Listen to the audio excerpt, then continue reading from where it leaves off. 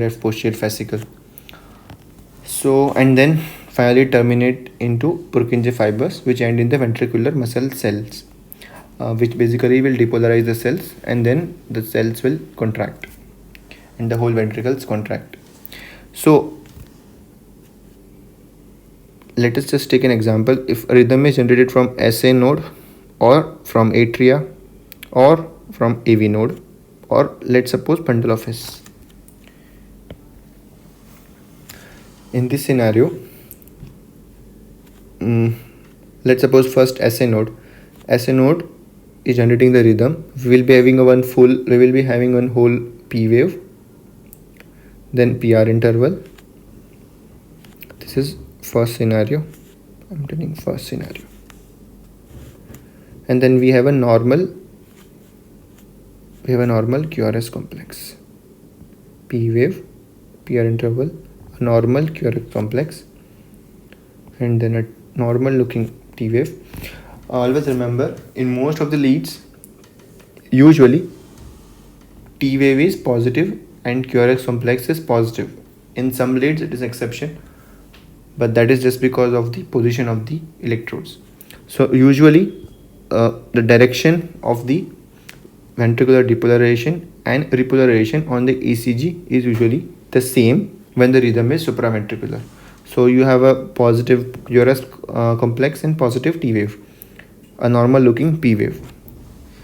Second scenario, this is also supraventricular, that is from if rhythm is generating from atria.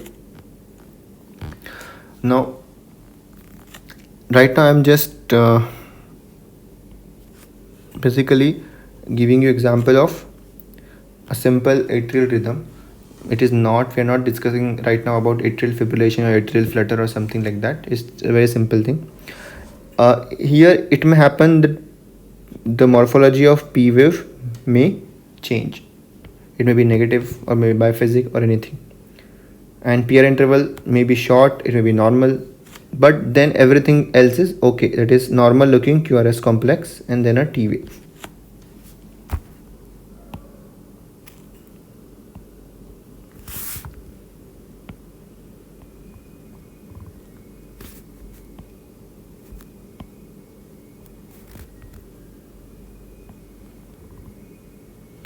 When I say normal QRS complex, that means QRS complex duration is less than 120 millisecond, that is less than 3 small squares.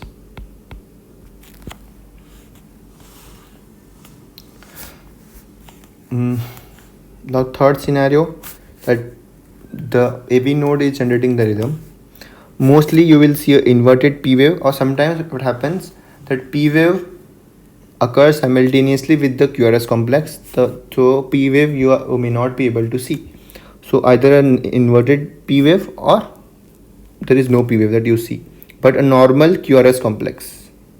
A normal QRS complex, that is an arrow one, and then a normal looking T wave. Then we have an almost same with if the rhythm is generated from bundle of His. Now let's suppose rhythm is generated from ventricles. Now you all know this. Rhythm cannot. So if ventricular muscles or ventricular part is generating the rhythm, it's not possible for the rhythm to pass from ventricle to atria because there is no reverse pathway. There is no reverse pathway. So there will be no P wave. It's but obvious. And second thing, as it is not following the whole route of bundle branch and Purkinje fibers, it is following cell to cell pathway of transmission, not through the bundle branches and Purkinje fibers. So it's obvious that it will take more time. So let's suppose the rhythm is generated from here, so it will spread from cell to cell, then it will go to opposite ventricle. So it's cell to cell, then opposite ventricle via ventricular septum, because now Purkinje fibers and bundle branches cannot come into action because it is directly generated from ventricular muscle cells. So in this scenario, what will happen? you will be having no P wave, and you will be having a mostly monophasic and broad QRS complex. Monophasic, it's not necessary, but usually it's one direction, because if the rhythm is generated from one side, depending on right or left, we may have positive or negative in particular leads. So broad QRS complex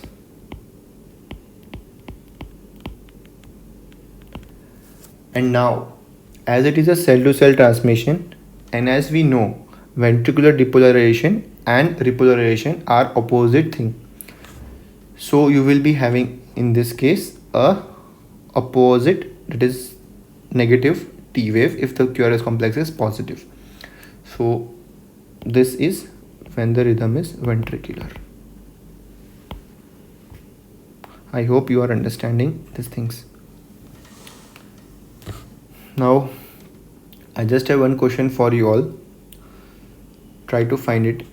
In a normal ECG, we always see, which I have said earlier in this lecture, that QRS complex and T wave are usually in the same direction, even though these are two opposite phenomenon of basically opposite electrical phenomenon, that is depolarization and repolarization. Even though in a normal ECG both are in the same direction. Try to find it out and answer in the comments.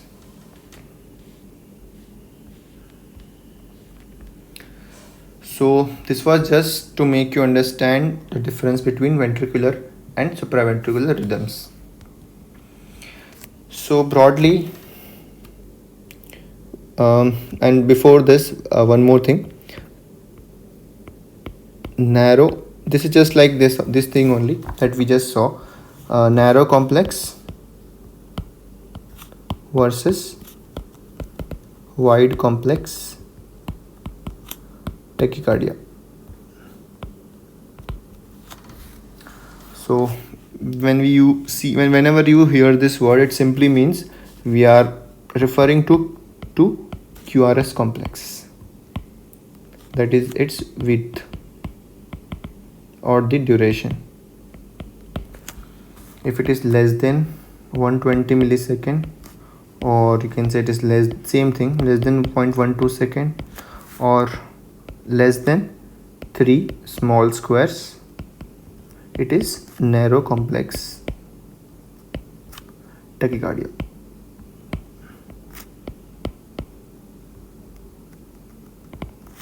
If it is more than equal to 120 millisecond, everything is same, second, or more than equal to 3 small squares, it is wide complex tachycardia.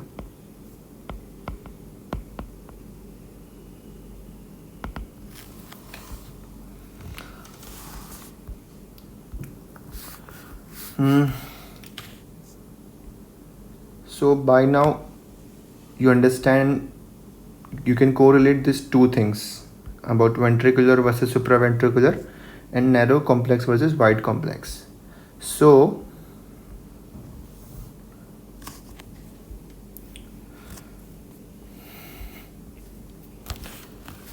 I'm writing some sentence, just understand them. All ventricular arrhythmias are wide complex. I hope you understand this thing. Just now I explained.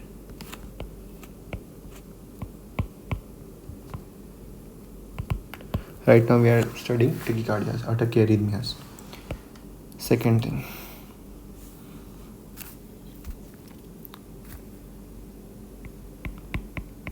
All narrow complex tachycardias are supraventricular. I hope you can see the difference between these two statements. So just one more statement and everything is like complete. This means that wide complex tachycardia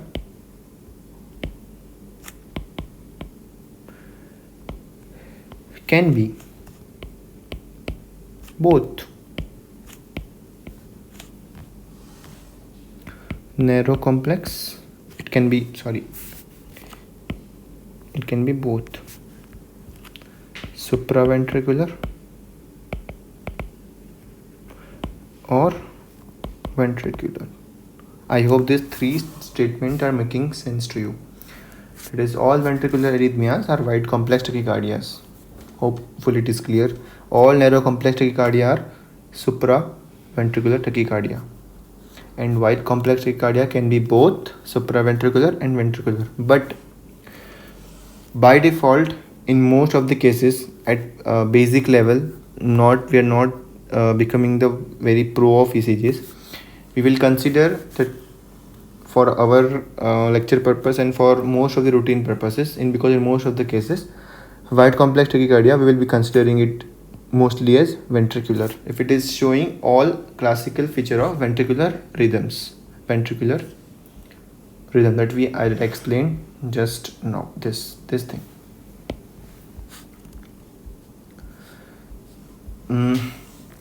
If somebody is curious to know that how can a supraventricular arrhythmia be a wide complex tachycardia, just let me make the points about it just to remember.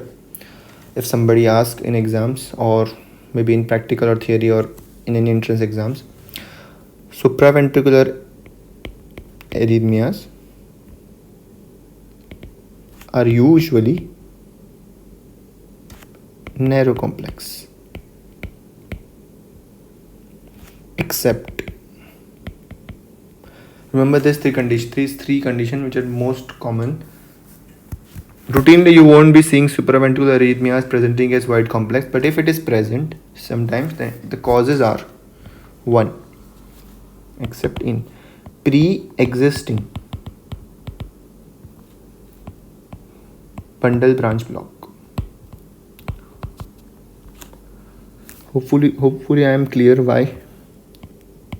Because if a patient is having bundle branch block, the main criteria for diagnosing any bundle branch block is prolonged QRS complex more than 0.12 second or more than 120 millisecond. Okay, so if a patient who is already having a left bundle branch block or right bundle branch block develops an arrhythmia, tachyarrhythmia, so he will obviously be having a broad complex tachycardia, but it is not ventricular in origin, it is supraventricular only. Second thing is, there is something, this bundle branch block can happen physiologically, just because our bundle branches cannot handle so much of the heart rate coming from above, that is from supraventricular regions. So there may be something called as rate related aberrancy. Bundle branches are normal, but just because it is not able to cope up with the high rates, there is some physiological block. That's why sometimes you may see, even in absence of pre-existing bundle branch block, you can see broad complex, that is called as rate related aberrancy. And third thing, very rare condition, but still theoretically very important, in pre-excitation syndromes. Most typical is WPW syndrome, that is Wolff Parkinson White syndrome. Okay,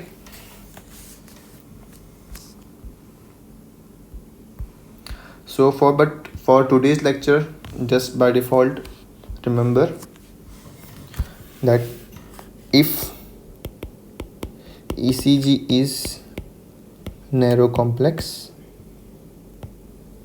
it is supraventricular.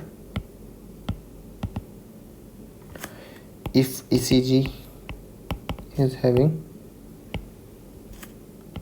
wide complex, it is ventricular.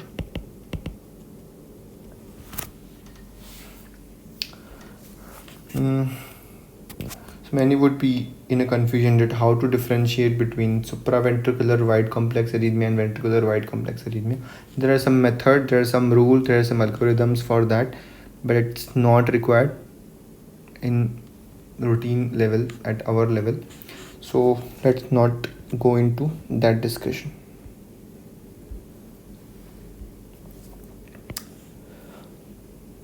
So we will be just classifying right now by naming, basically naming the ventricular, all tachyarrhythmias, ventricular and supraventricular, which we frequently see in our day-to-day clinical practice and which are mostly going to be asked in your entrance examination or clinical examinations. So I will just basically classify it as ventricular tachyarrhythmias.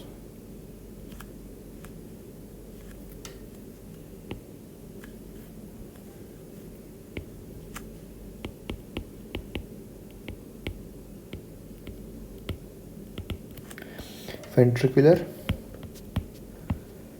and supraventricular. In ventricular,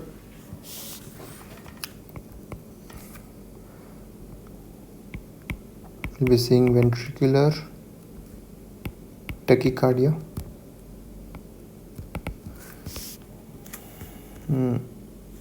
It can be monomorphic,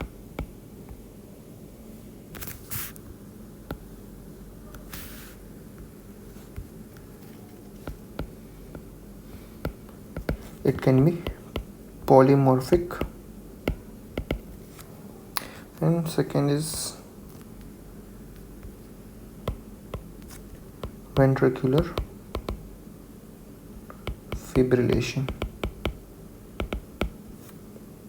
In supraventricular arrhythmias, we have many. So I'm not basically classifying all the arrhythmias, I'm just naming those arrhythmias which we frequently see clinically. Any arrhythmia which is generated above AV node.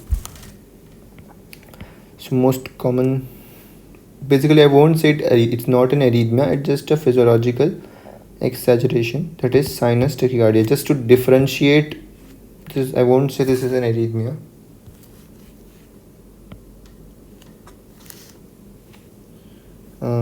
Just to remember that tachycardia can be simply sinus tachycardia also. Just I'm writing it inside. Sinus tachycardia. Remember this thing. So most commonly we see atrial fibrillation. Then we see atrial flutter. Then we have focal atrial tachycardia. Then we have multifocal atrial tachycardia. I would just classify here only. Atrial flutter can be with fixed AV block. I would explain a bit afterwards this thing. With variable AV block. Then we have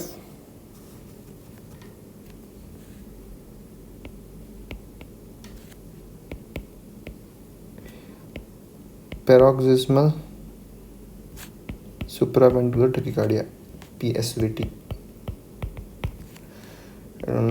It has its subclassifications, but we won't be discussing those because nobody is going to ask you to differentiate those. If you're able to diagnose PSVT, it's more than sufficient. It can be AVNRT, which is the most common of all. Of all the subclassification.